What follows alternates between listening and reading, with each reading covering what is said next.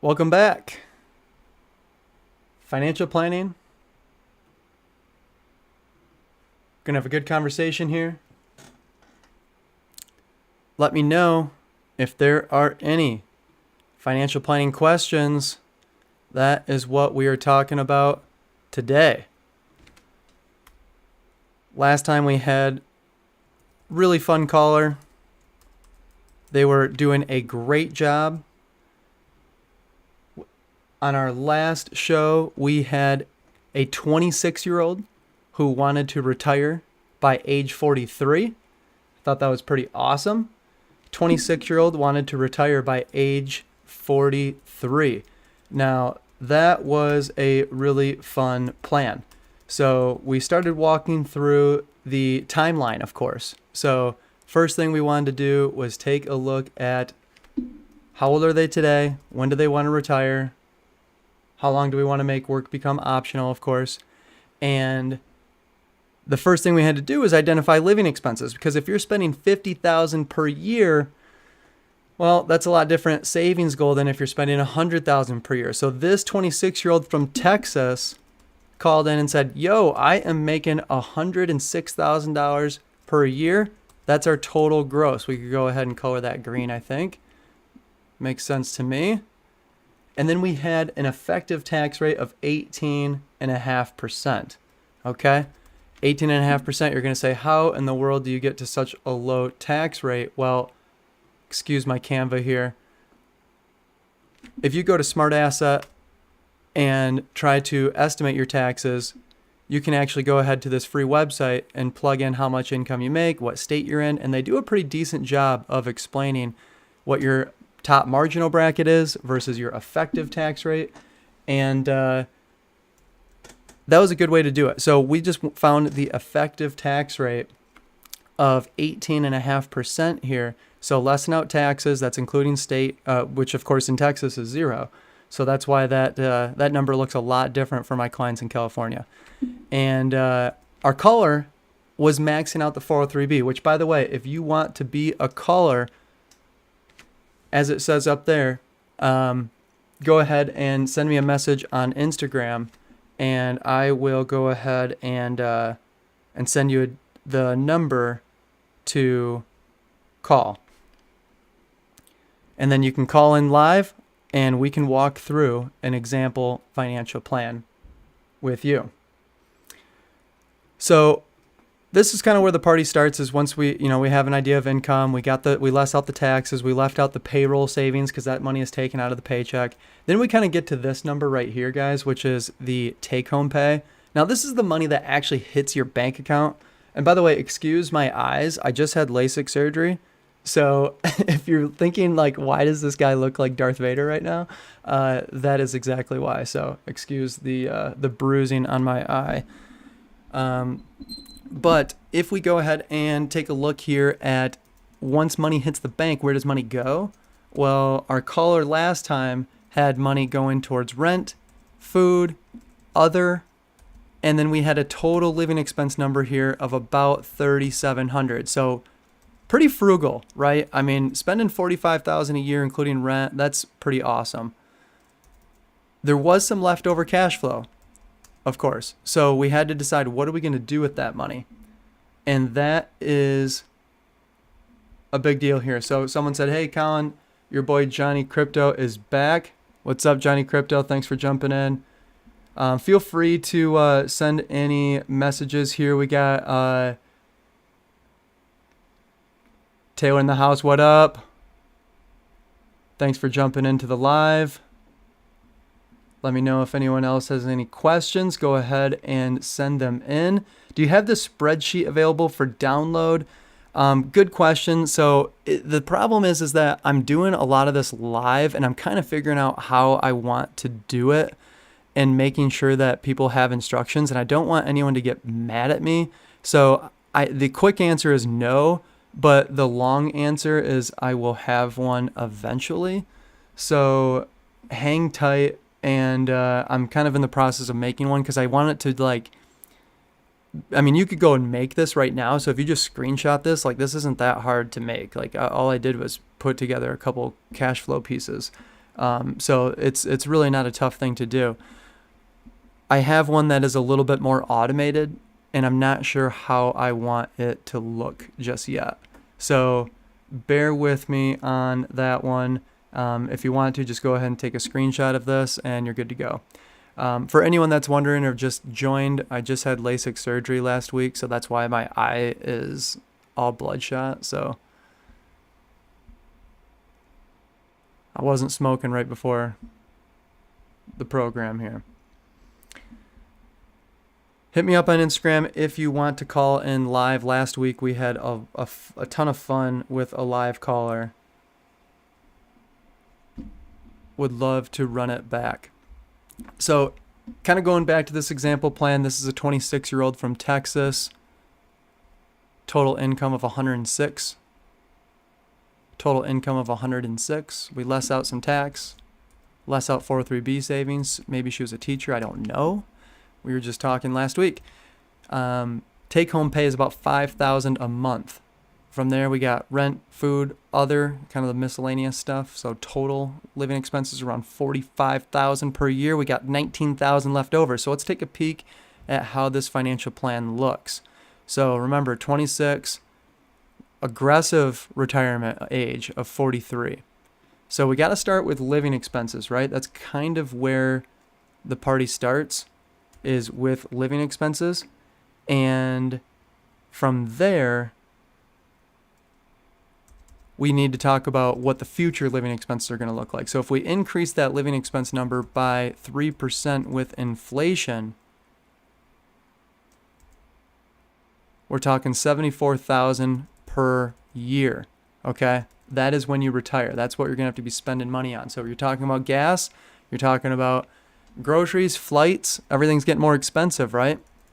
Well, people are talking about inflation being higher than 3%. That's the 100-year historical average. If this is your plan, you can run it however you want. That's just the number I'm going to use here. So we're spending 45 today. It feels more like 74 in the future.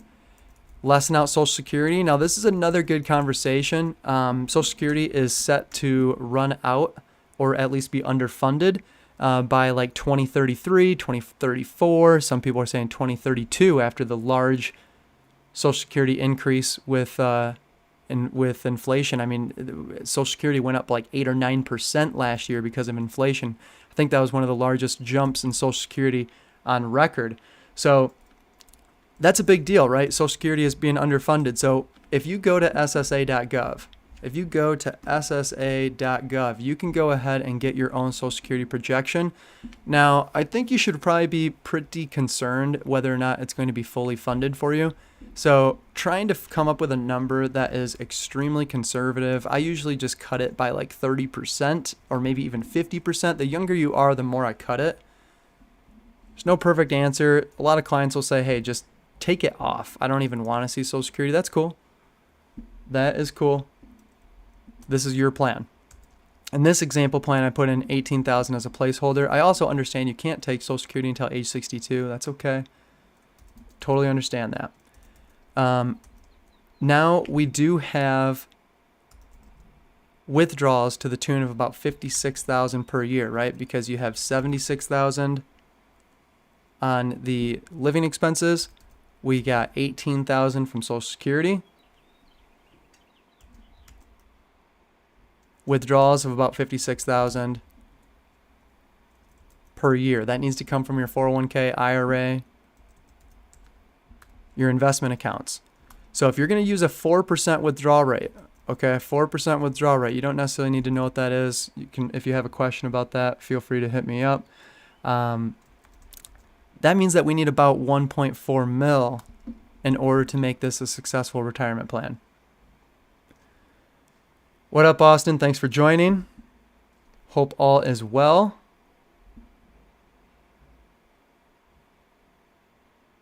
For future living expenses, is that at age 43? Yes, that is at age 43 in this example. If we wanted to bump that up, let's say 55, you can see future living expenses is higher.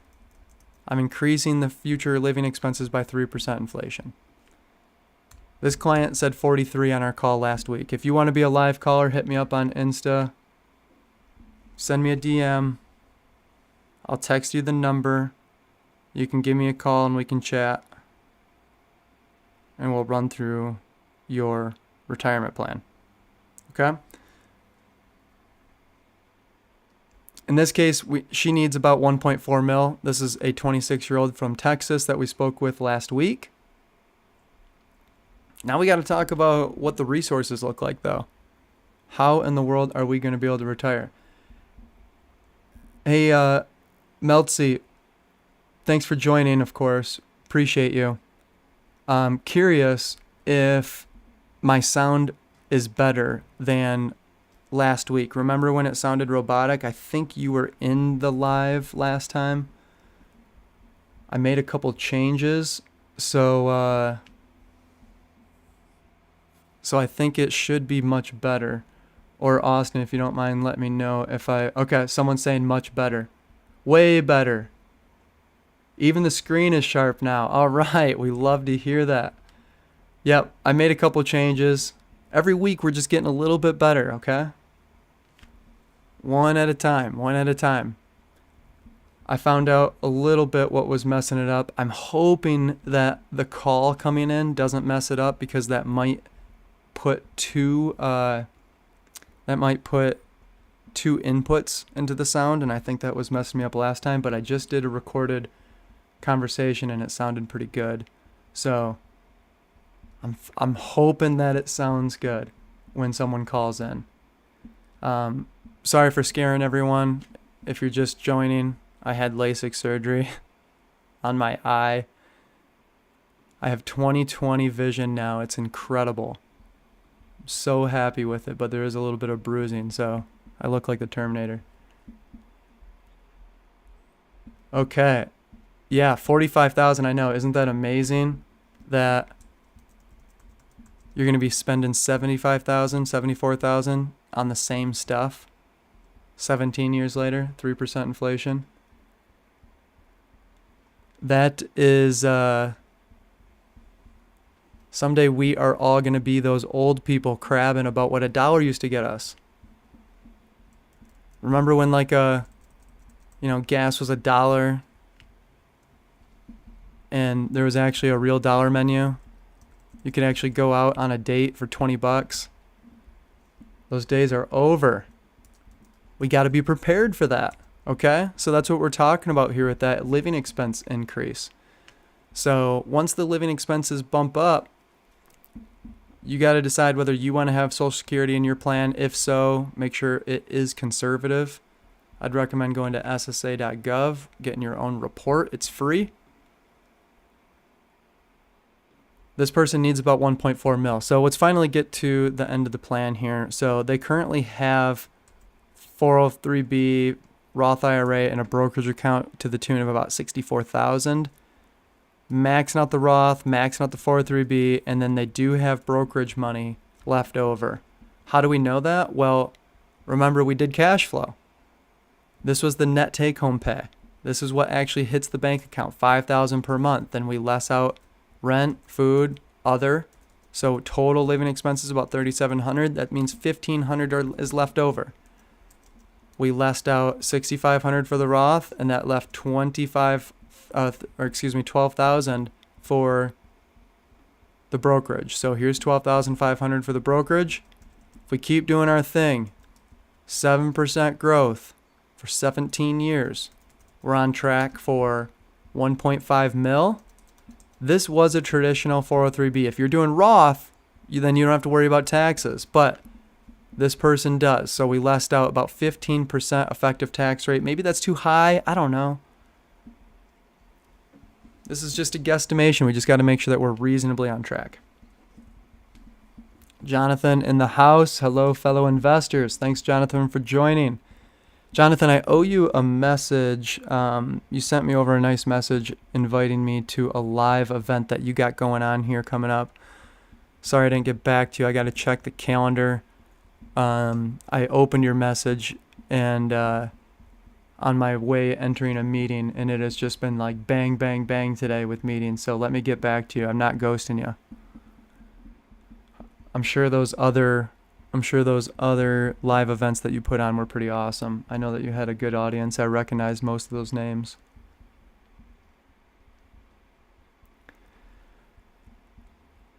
For anyone joining, if you're interested in calling in, hit me up on Instagram, send me over a message. Send me over a message and I'll text you the number to call, and then we can have a conversation. This was the conversation from last week. So, anyone interested in doing the financial plan, like the message says up there, hit me up on Insta, and then we will have a live conversation. So, also feel free to send any messages. Doesn't seem like it's really hitting the mainstream here on TikTok. Last time we had like over 100 people in the live. It was a ton of fun. People are busy on Tuesday. Weather's getting nicer. I don't blame you. Get outside.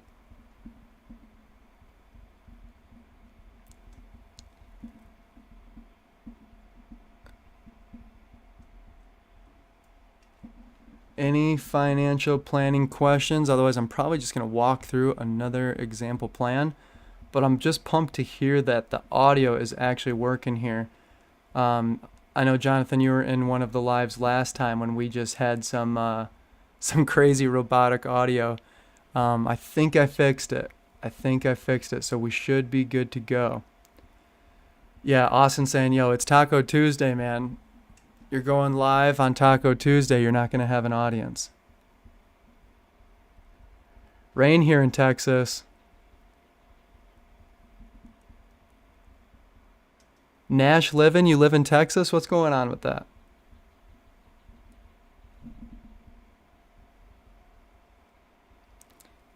Yeah, it's better now. No echo. Thank you, Chris. Appreciate the comment there. Thank you, Jonathan. Audio is better. Appreciate that. Every week we're just getting a little bit better. Getting a little bit smarter every week.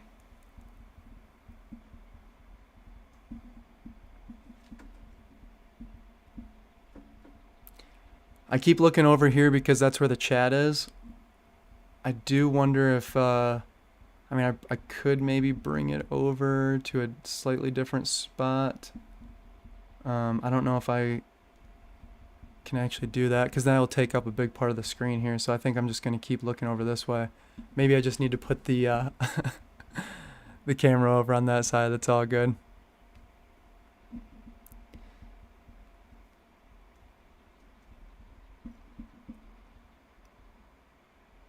Kind of cool though, I do have it linked over to Instagram as well. So kind of fun that we got Instagram and TikTok folks here. Yeah, Jonathan, you noticed the IG here.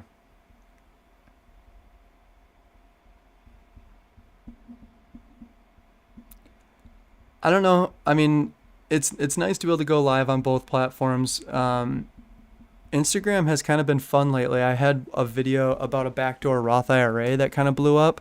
It got like 300,000 views, which for me is going viral. And I don't really have a huge following on, any of my socials, but I added like 2,000 followers on Instagram in like a week. So I was like, all right, I'm gonna link Instagram on here, and we'll see what happens. I don't really have a huge preference between Instagram and TikTok. I feel like TikTok, I've just met more fun people and just like more new people.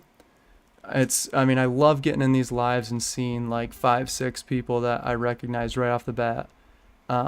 So it was kind of fun to see Insta start to blow up a little bit. So I was like, all right, we'll get the Insta crowd in here and have some fun. So Nash Living saying that, hey, if I have a Roth 401k, but my company offers pre and post-tax contributions to it, I don't get it. Oh, good question. Okay, so up until recently, and there's no way that they're doing it yet, just recently in the Secure Act 2.0, you can start choosing if you want your match to go towards Roth or traditional, but that hasn't really been implemented yet. I've never heard of a company that has implemented it yet. So, as of right now, if your company is matching, it's going to be pre-tax, even if you contribute Roth. Like 100% of the time, especially in the past, if you go traditional, company's going traditional. If you go Roth, company's still going traditional. And historically, the reason is because they want to get the tax deduction on that contribution, on that employee benefit. Kind of like when they pay you, they get to deduct your income as an expense to the company, right? So they're doing the same thing with a 401k contribution or any other employee benefits that they offer you. What I have heard, I don't know if it's 100% true, but what I've heard is that in the Secure Act 2.0 that was passed on December 22nd, 2022 of last year, right before Christmas, they also had a lot of other cool things like the 529 plan where you can convert it to a kid's Roth IRA, other things like that. Don't get too excited. Trust me, I tried to look into like setting up a 529 for myself and doing a backdoor Roth IRA contribution to myself. You can't. They really blocked it up, rightfully. But I heard that you can elect to do Roth contributions and then they'll tax you on it. So technically you can just get more money into the Roth and then that would become taxable income to you, their contributions. We'll see what happens. We'll see what actually happens. Did that answer your question, Nash Levin? Appreciate you jumping on here. All right, Chris asking, can you do a financial plan with a, what is that? Average income, average income expense of a category, if that makes sense. An average income. I mean, Chris, throw out a number, man. Curious if you guys want me to walk through an example financial plan, an example retirement plan. What income do you want to see? How old is this person? That's where we got to start, is how old is this person? When do they want to make work become optional? So we'd have to slide this down and say, okay, when do you want to make work become optional? What 529 for kids Roth? I like that. Yeah, that's pretty awesome. Basically, they're saying we want you to save for college. If your kid doesn't go to college or they don't need the money, you shouldn't just purely get taxed and penalized because that's pretty much your only other option right now. Or just leave the money there for grandkids in 25, 35 years. So that is cool. I like that they said, all right, if you contribute to your kid's education, 529 plan, and they don't go to school, you can convert that money into a Roth for them.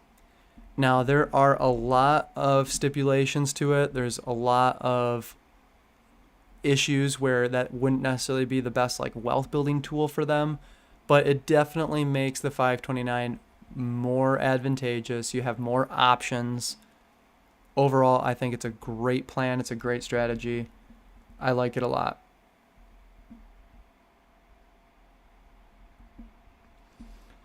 So, Beautiful Life saying, hey, daughter 19 in college, you just set it up. You set up a 529. So there's really not going to be a huge benefit to you if your kid's in school and you're setting up a 529. The only time it would be benefit, because really the biggest benefit to a 529 is that the money grows tax-free. How much growth are you going to get if your kid's already in school? So that's kind of where maybe you already missed the boat a little bit on that. However, if you're in a state where they deduct your contributions from your state income tax, like for example, the state of Michigan, they have a flat tax of 4.25%. Let's say that you contribute $10,000 to your 529 plan. They're going to deduct that from your state income tax.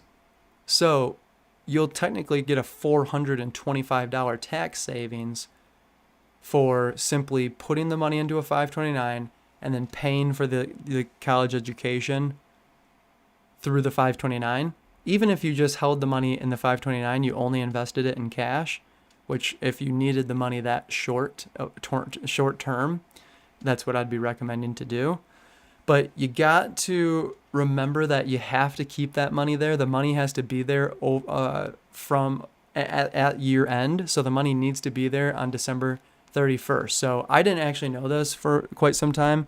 My business partner taught me this, that if you make a $10,000 contribution in August and then pay your August tuition, there was no money in the 529 plan on December 31st. That was a contribution. So you wouldn't actually get the tax deduction. So it needs to stay there. So you could contribute the money on December 30th and then pull the money out on January 1st, the following year, as far as I understand. And then you would get the tax deduction in that way. So it's kind of annoying.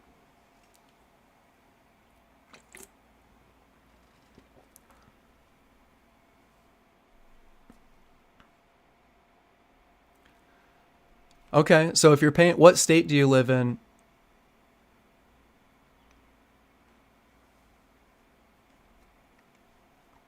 Beautiful life. Curious what state you live in. We might be able to figure out if you could get a tax savings for that. This live might actually save you a couple $100.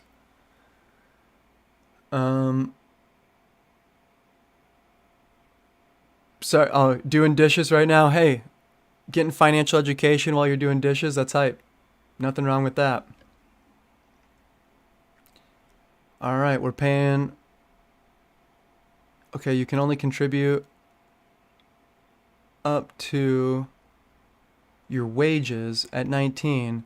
Is she making at least $6,500 a year? So Nash Living, you're talking about a Roth IRA, and you're correct that you can only contribute up to $6,500 or up to your wages that year, earned income.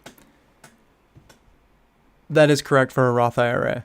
With 529s, when they convert to the Roth, which is a recent rule, that does count for that year's contribution. And I don't know the limit. I don't know if it's a limit of 6,500. I believe it's much higher. And then that counts for like future limits. So like say you did it for, let's say, you moved over 13,000, then you would have maxed out your child's Roth IRA limit for the next 2 years. Don't quote me on that. I haven't executed that yet. I don't even know if the paperwork is available to do that.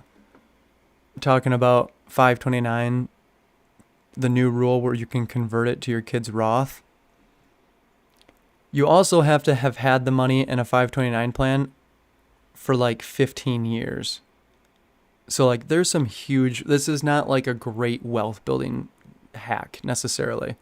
I mean, you could kind of use it that way potentially, but I think it's more of a Swiss Army knife. Okay, so beautiful life, you're in New York City. So does New York 529 income, we'll say state income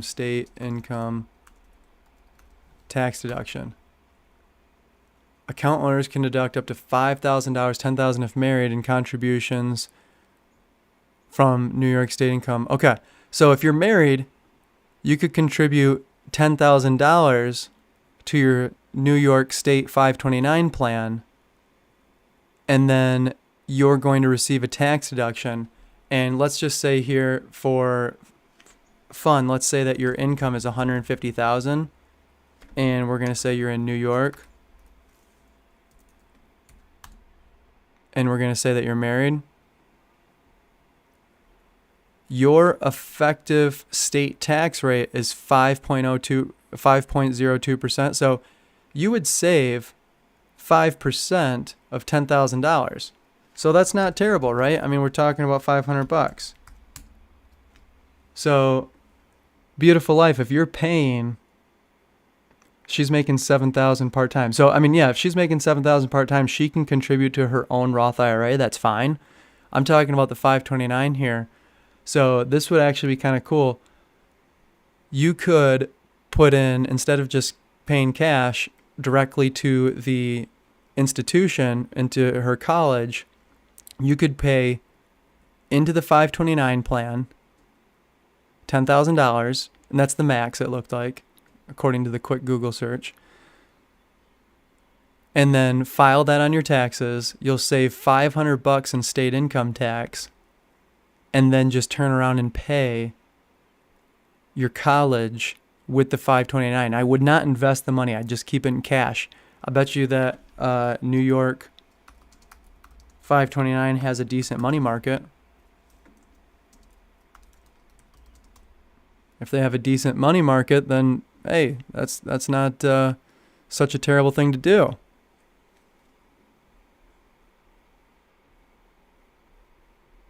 Got a bond portfolio, inflation protected. Here we go. That's what you'd do, or short-term accumulation. Either one of these. All right. That's going to be more than likely a pretty decent deal for you.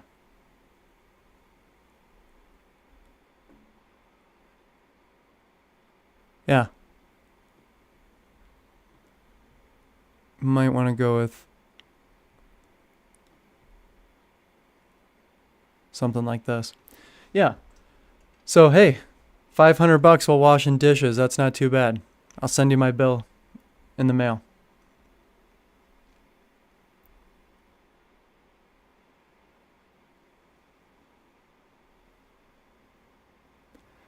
All right, someone is trying to convince their 23-year-old cousin to start a Roth IRA.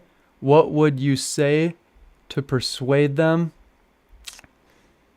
Gosh, I guess just ask them if they want to work for the rest of their life. You know, do you want to be forced to work for the rest of your life? If you want to be forced to work for the rest of your life, then keep spending, don't save. And then your retirement plan will happen to you. And the answer is, it won't happen. But if they want to become financially independent, if they want to be able to do whatever, control their time, they should get investing. So one thing I'll say to a young person is, and really this is anyone in general, is that if you have debt, kind of by definition, if you have debt, part of your future is controlled, right? You have to work to pay that debt off. You sold part of your future, at least some of your time, right? Some of your resources. Meanwhile, every dollar saved, every dollar invested is going to be part of your future that you own, that you control. So do you want to give away your future, or do you want to own your future? It's, in some way that seems a little bit dramatic, but honestly, not really. Hey, Dougie is in the house. What's up, Doug? We got to talk, man. I've had so many life changes since the last time we chatted. I'm currently in Michigan. Just had LASIK eye surgery. My eyes look like the Terminator. I've been talking a bunch of smack to Senior. I told him he better adjust his retirement plan for all the Skins earnings I'm going to beat down on him. Hey, appreciate the rose, beautiful life. Saved you $500 here today, man. Go knock out that 529 strategy. I appreciate you. That was really kind. Thank you. Doug would know what I'm talking about. We just had someone on here who is cash flowing their daughter's college, and I just found out here that $10,000 married filing jointly you can contribute to the 529 and is deductible from your state income. So, if he's making, for example, $150,000 a year, that effective tax rate is somewhere for the state in like the 5% range. So dude's going to be saving like $500 just to simply put it in a 529 plan over on New Year's Eve, pull the money out, pay the institution from the 529, and bang. Love to see that.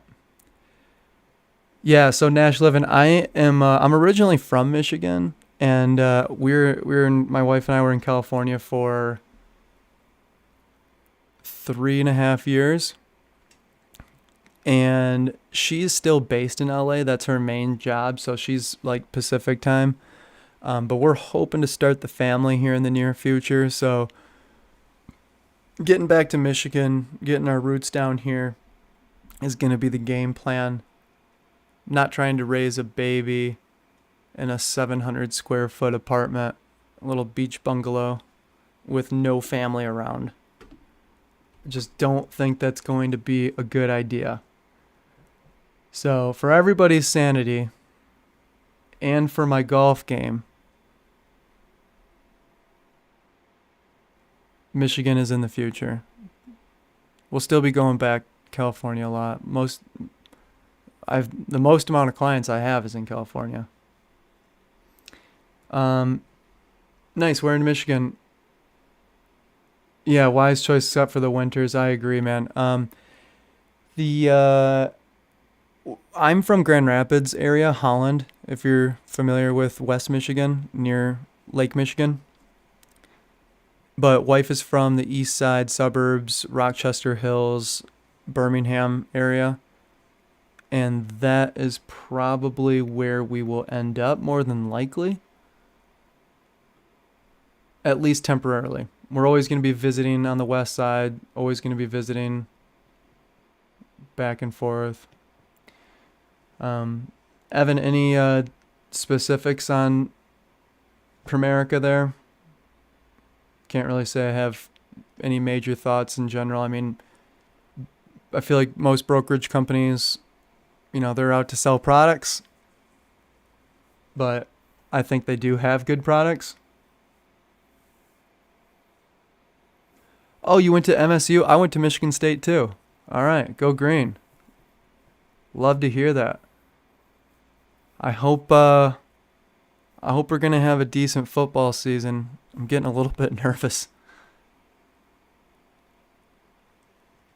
Yeah, you do Royal Oak. Royal Oak's cool. I got some buddies in Royal Oak. That was definitely a popular spot to move after graduation from Michigan State.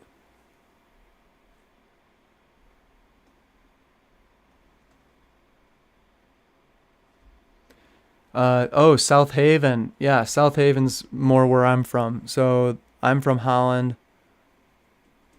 and South Haven's just that's right in my backyard there.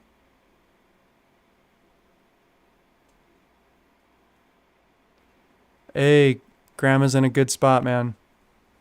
Small world. That's great.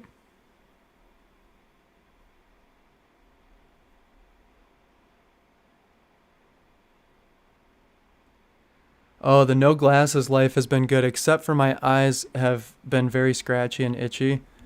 I was about to go live with these guys on. These are like the darkest glasses you can get. And this is what they gave me when I left, and I like them because they like cover the sides. But I have just been going to town on the artificial tears, and my eyes are pretty comfortable. I think we're gonna be okay.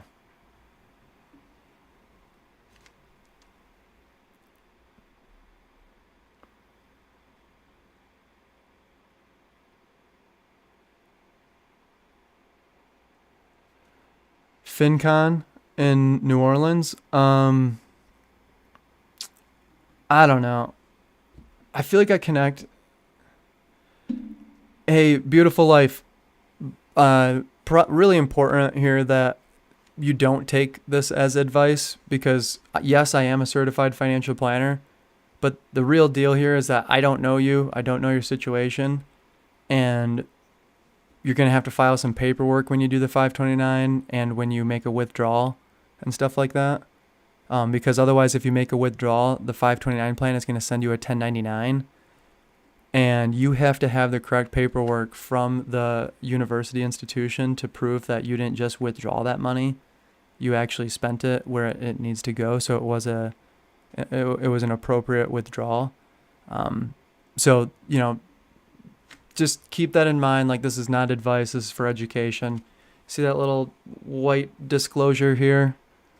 I got to do that so that I don't get in too much trouble.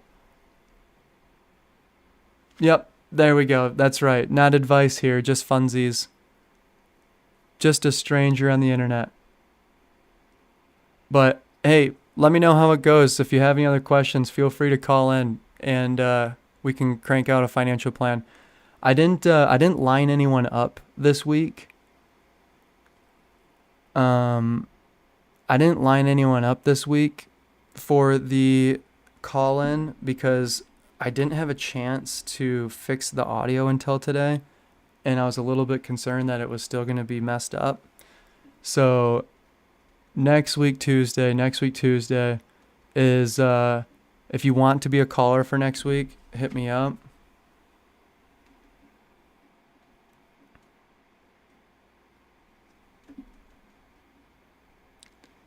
If you want to be a caller for next week, hit me up. And we'll get a financial plan live set up here for you.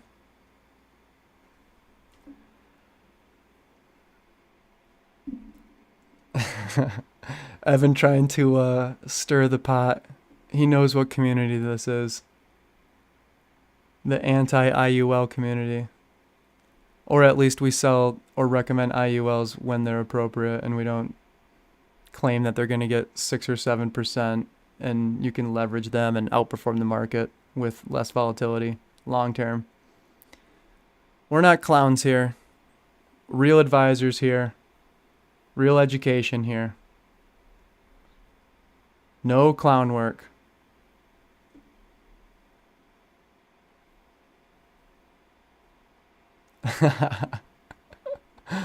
You knew you were going to strike a chord with this group, which is great. That's fun. Jonathan's the man. Comes out right away. Jonathan, I love your temperament too, because you're just like saying I'm not a fan. Like, that's such a kind way to put it. I would have responded more like Nash Livin if I didn't know Evan already. I would have been like, oh boy, IUL trolls.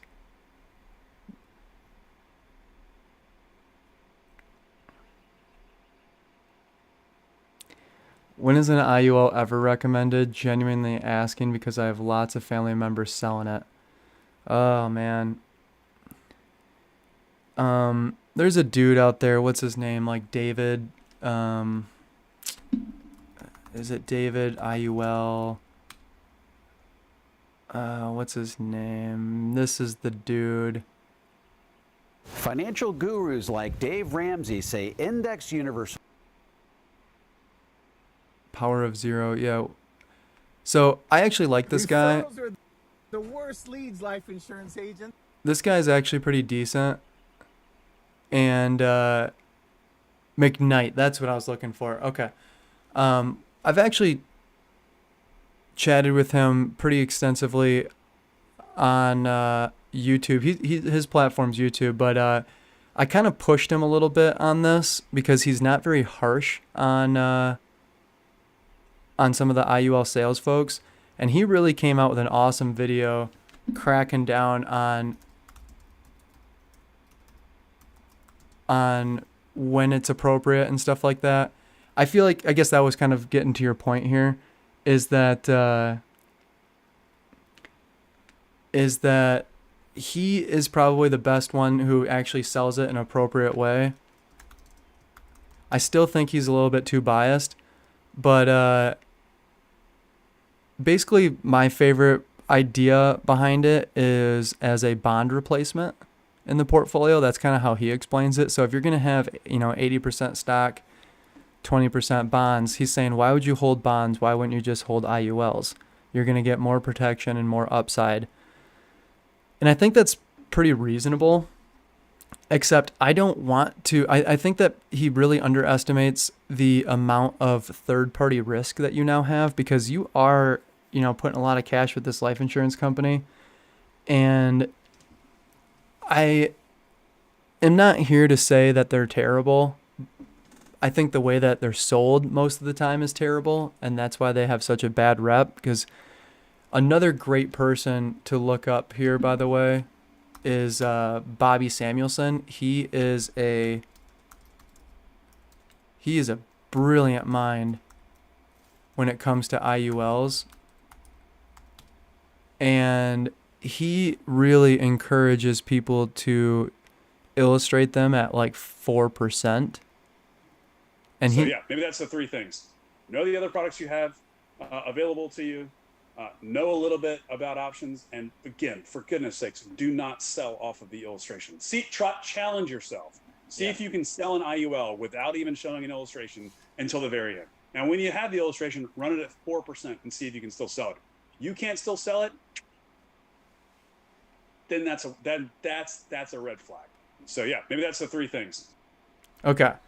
This guy basically is like a product inventor. I mean, he is brilliant when it comes to the IULs.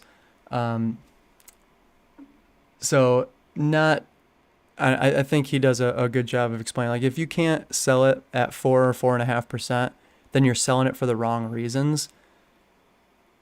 And if you're like, yes, I am looking for something that gets 4% with limited downside, sweet. Then I think you might have found your product.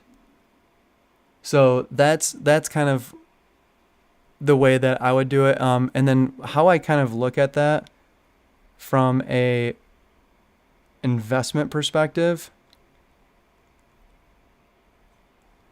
is I think about stair steps. I think about timelines. So this is kind of the bucket. You guys have seen me draw this on the whiteboard before. But I think about it in terms of time horizons. So if you need money in the next 1 to 3 years, fortunately there's accounts out there now paying, 4.5% with FDIC insurance. That's like Betterment, Wealthfront, SoFi, Ally Bank. So you could have your, I'm just going to actually say high yield. I don't want to promote one product. High yield savings. And, we can try to simplify this. We don't need any contributions necessarily annually. And then if you don't need money for the next 1 to 3 years, then maybe you could go to a moderate account. Now, in most cases, maybe this is your IUL. Maybe this is a brokerage account with like a, 50% stock, 50% bonds. Everybody's a little bit different how you want to do this. And that could be a reasonable place to go for the next 4 to 10 years. And this is very broad strokes. Like, by no means is this advice. I don't know you. You don't know me. And then up here is your aggressive account. These are going to be things like 401k, your backdoor Roth IRA. This is maybe an aggressive brokerage. That is what you're doing when you're investing for 11 years plus. And when you look at the time horizons this long, I mean, it's so freaking rare that you'd lose money over an 11-year time horizon. I think actually in the last 100 years, the only time is if you put money in like 1966, and we're talking about inflation adjusted returns. Okay. So from like 1966 to like almost 1980, it was just a miserable time in the market. Mainly, you still averaged during that time like 6.5% in the market, but the problem was that inflation was about 6.5%. So your real returns were darn near zero for like 15 years. So that's the crappy thing. But what's interesting is that nobody talks about that wage growth during that time was like 8.5%. So I was thinking about, if I had more time, if I could just like be a blogger full time, I would put together, that would be like I'd love to debunk that time period, because everyone points at that as like such a terrible timeline for investing, and that's why you can't trust the market. And it's like, yeah, but let's put that into a real financial plan, because you would have been saving more and more and more and buying into a reasonably flat market while your wages continued growing at 8.5% on average over that 15-year period. And then what would have happened is you would have been on an absolute rocket ship from 1980 to 2000 in the stock market. So it's so tough to, I'm not, you gotta be honest about your time horizons, and you can't say that no one's ever lost money over a 10-year period, but when you go out 15, 16 years, it's like pretty dang true. Yep. Go green, go white. Got to feed the dog. Thanks, Nash Living, for jumping in. Great chatting, man.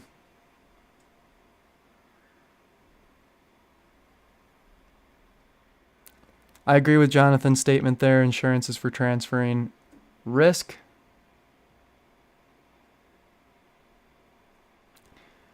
Actually, Jonathan, now that I read it, you said transferring wealth. Sorry, I'm like looking out of the corner of my eye.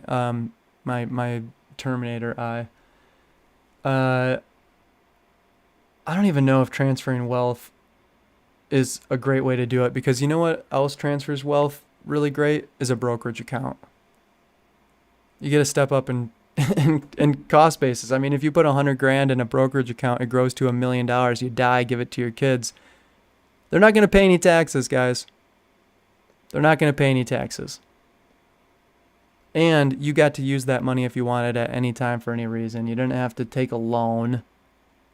People say IULs, it's like providing passive income. No, it's not. It's a loan. You are taking money against a loan, and you are weakening the strength of that product.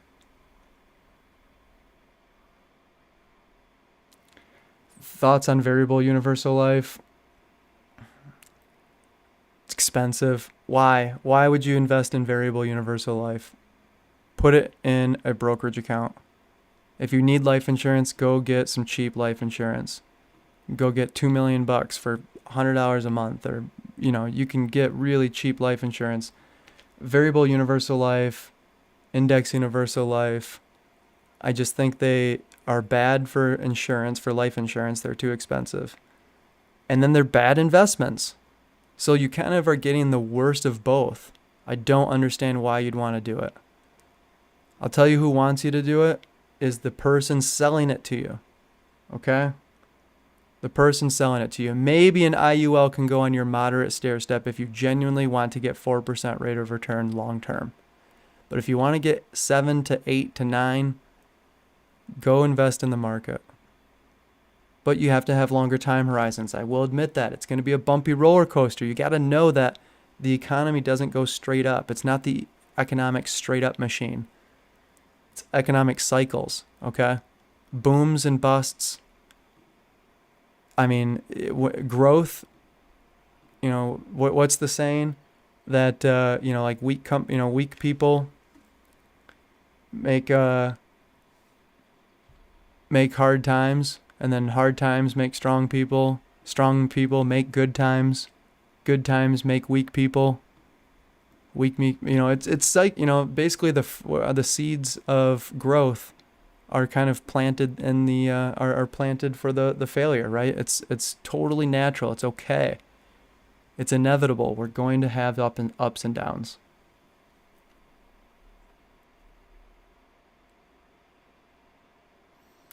Yep, I know. Northwestern Mutual, any insurance person, right? They're going to be telling you, it's great. You can buy whole life insurance, variable universal life, index universal life. It does everything. Tax free. Yep, except you're paying for something you don't really need, right? You're paying for the insurance. You're paying, the cost of insurance is going to be huge. Maybe it's not right now, but if you don't need the insurance, why are you paying for it? Oh, thoughts on Apple making the financial pivot? Good question. So what are they up to now? Like 4.25 or something? I think that Apple is, it's the greatest company of all time. It's the most valuable company in the world. That doesn't surprise me one bit that they're going to dip their toes in the cash bank, into the financial services industry. if they can go, they need something stable like that. They have so much cash, they should be a bank. I think that was just such a low piece of hanging fruit for them that they're like, all right, let's just go ahead and start eating that up. I think it's a great way to make their relationship more sticky with their customers. If you have the Apple Card and the Apple Bank account, and it works great on the Apple phone, which works great with your MacBook, which works great with your, other Apple products. It's just the ecosystem that, quite frankly, I'm perfectly fine just living in. I just want my stuff to work so I can be a reasonably creative human and a reasonably productive human. And if it works well, I don't care. Sign me up. Their phones are awesome. I don't care what anyone says. Like, the Android has a better camera. I know, but I can airdrop stuff back and forth from my MacBook to my iPhone in 3 seconds with 2 gigs of data. I mean, it is just fantastic. So I'm not surprised they're entering the financial services industry. I hope they keep crushing it. I hope they go after financial advisors, honestly. I think that they could really get into, they could create an awesome financial investing or financial planning program. Jonathan, no hate on Android. The argument would be that you're overpaying for bad computing. And I would say you're right, but it just works and it feels good. So I don't know what else to say.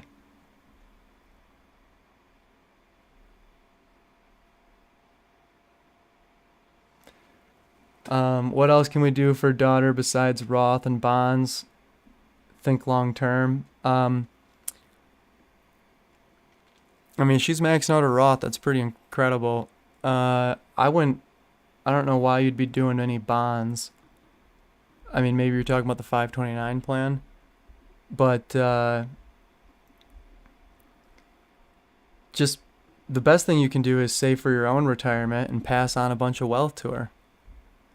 I mean, if she can scratch and claw and get money into that Roth IRA, that's pretty exciting. But people often like to save for their kids and they forget about themselves. I think it's important for you to make sure mom and dad are taken care of. And if you can be really financially well off, then you can start blessing your kids here and there. I mean, beautiful life. I know you're not maxed out on a brokerage account. There's no limit on brokerage accounts. I'm going 529, I'm going 401k or whatever employer plan, backdoor Roth IRA, HSA if you have a high deductible healthcare plan. If you can afford it, put that $7,800 at the family level into your HSA. It's a tax deduction today. And then invest that money. Don't use it for your healthcare expenses. Pay it with a credit card and then pay that credit card off every month. If you can afford to do that, you're lucky. That's awesome. You're maxing out all your other accounts. You can invest your HSA like a 401k and you can use it like a 401k. That's the other additional piece I'll leave you with. My wife and I contribute $7,800 or whatever the limit is for 2023. I think it's $7,850 maybe. Goes up every year, changes every year. We max that thing out and we don't use it for health expenses. We do have an FSA, flexible health savings or flexible savings plan that we use for short-term stuff. But FSAs are kind of dumb. If you don't use it, you lose it. I think you have sometimes until like February to use it the following year. So we only put in, $500 or so to our FSA or $1,000, and we just know that we're gonna have some healthcare expenses. So that's how we don't use our HSA for health insurance or for health expenses. We put it on a credit card. We pay cash for it. And that is because you're still getting the tax deduction when you contribute to the HSA, but now the money's growing tax free. That is correct. If you wait until after age 65, you pull that money out, you can pay, you're not going to have any penalties. You could go buy a car with it after age 65, not 59 and a half. I know it's a long ways out, but here's the kicker. If you use it, if you withdraw the money and pay health insurance with it, or for health expenses, you withdraw the money tax-free. Are you going to have health expenses in retirement? Yes. The answer should be yes. Everyone say yes. So, how are you going to pay for those health expenses in retirement? You might as well have an HSA that you put in 100 grand to while you were saving, and now it's worth 200 grand because it grew, and now you can withdraw that money for health expenses tax-free. All right, that is a very, very tax advantageous way to be building wealth for retirement. So now that you got the 401k, you got the backdoor Roth, you got the HSA, where do you go? Do you go to whole life and an IUL? In my opinion, no, I would not. Depends on who you are, what you're trying to do. I'd prefer you don't. I would not do it for me. I've done hundreds of financial plans and never sold one IUL or whole life product. I have dozens and dozens of fellow advisors who we talk about this stuff all day, every day, and they have not sold a product. Once in a while, when you have, a buy-sell agreement for a business owner, whole life might make sense. Maybe if you're using it for estate planning purposes, so that you don't, you can put money into an irrevocable trust or something like that. For 99% of people, me included, I'm not putting money into whole life or an IUL. I'm putting money into a brokerage account. You could go an aggressive brokerage. You could go a moderate brokerage. You could do whatever you want. It could be invested exactly like your 401k. You can go crush it with a brokerage account. Put in $1 million a year. Doesn't matter. Unlimited. So when people ask me, how should I invest my money? These are the stair steps I'm talking about. If you need money in the next 1 to 3 years, safety. If you don't need it for 4 to 10 years, moderate. If you don't need it for 11 years plus, let's go demand some more return on our capital, because now you can go invest in stocks. That doesn't mean that cash is better than stocks or better than a moderate brokerage account with bonds in it. They're just different tools. They accomplish different things.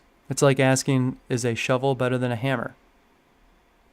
I mean, what are you trying to do? If you're trying to dig a hole, shovel's better. If you're saving money for a down payment or your emergency fund, safety account's better.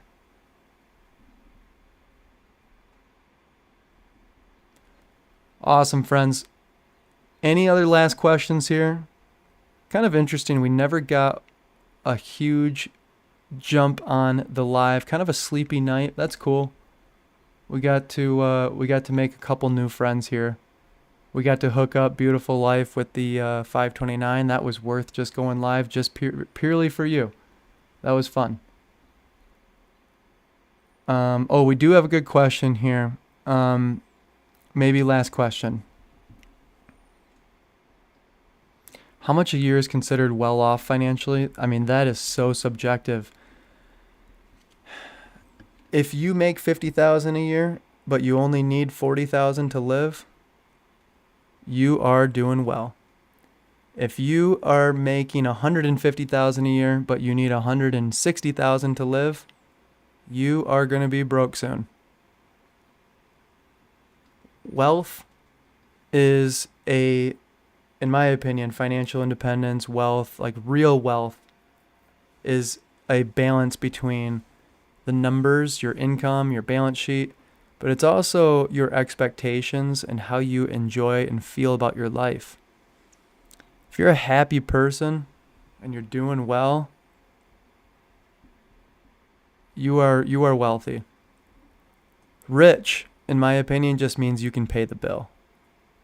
If you are rich, you can pay the bill, but that doesn't necessarily mean you can pay the bill long term. It also doesn't necessarily mean that you're happy. I have some clients who are rich, and their expectation of themselves and of their wealth is higher than their current net worth. And they just are not happy. And I actually am pivoting my whole practice basically to be more on the behavioral side, because the numbers it's important, but man, understanding your expectations and your behavior with money is just so much more. Hopefully that answered the question there. At what marginal tax rate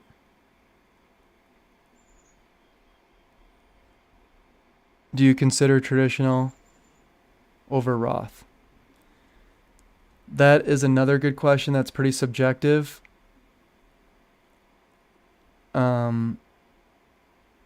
That's extremely subjective to when you want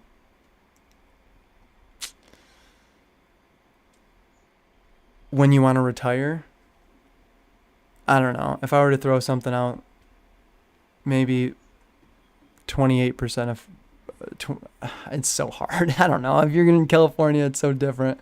I mean, maybe if your effective tax rate is like over 25% federal and 5% state, I'd probably be like, all right, you're really knocking on the door. Like, are you going to be actually paying more than that? I know taxes are going to go up in the future. We all know that. But is it going to go up for you specifically? Because if you're making, your highest earning years and then you're going to retire and you know in your retirement plan that you only need $30,000 from Social Security and $25,000 from your brokerage account because you're debt free. I mean, you're going to be in such a low tax bracket. I would almost have to think that doing a traditional now and withdrawing and paying tax later is going to be best.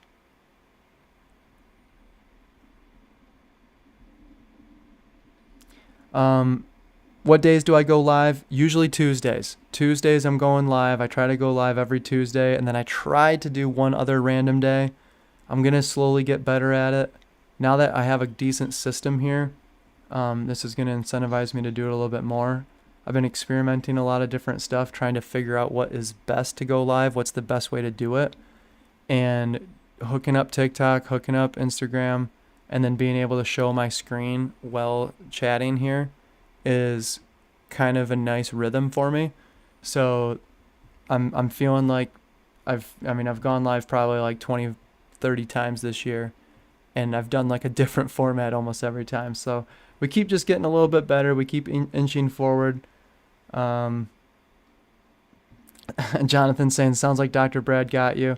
Yeah, man. Dr. Brad is brilliant. I mean, he is all about financial psychology. And it's true. It really is true. It's all about your expectations. If your expectations are to, be flying around on a yacht, you're not going to be happy with your money for a long time. But if your expectations are just to live a good life, enjoy, golf, do your hobbies, like spend time with your family, maybe not work so damn hard, enjoy your kids, have kids, whatever, like those expectations of loving, enjoying your life, like you don't need to make a boatload of money. All right. My wife is knocking on the door here. Should probably hop off here. Thank you everyone for joining. We'll see you next Tuesday. Hopefully see you sooner. Maybe we can jump on Friday, and we will talk to everyone soon. Thanks again for jumping in. Appreciate the kind words there. Screen share is amazing. I need to figure. I'll show you how I did it here, Jonathan. It took me a long freaking time. I should make a video about it. All right. Thanks everyone for jumping in. Hopefully we made some new friends. Especially Beautiful Life. Love the name. Have a beautiful life, everyone.